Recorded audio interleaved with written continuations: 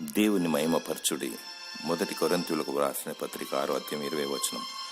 దేవుడు స్తోత్రార్హుడు, పూజార్హుడు. ప్రభు అయిన యేసుక్రీస్తు నామం అందరికన్నా పైనున్న నామము. ఆయన దైవ స్వరూపి అయినప్పటికీ మానవ పోలికగా పుట్టి దాసునిగా మారి విధేయతను చూపి తగ్గించుకొని తన అపారమైన ప్రేమ మన పట్ల కనపరచెను. అందుచేతను పరలోకమందే గాని భూలోకమందే గాని భూమి క్రింద ఉన్నవారిలో గాని ప్రతివాని మోకాలు యేసు నామమును వంగునట్లు ప్రతివాని నాలుకయు దేవుని మహిమార్థమై యేసుక్రీస్తే ప్రభు అని ఒప్పుకొనున్నట్లును దేవుడు ఆయనను అధికముగా హెచ్చించెను.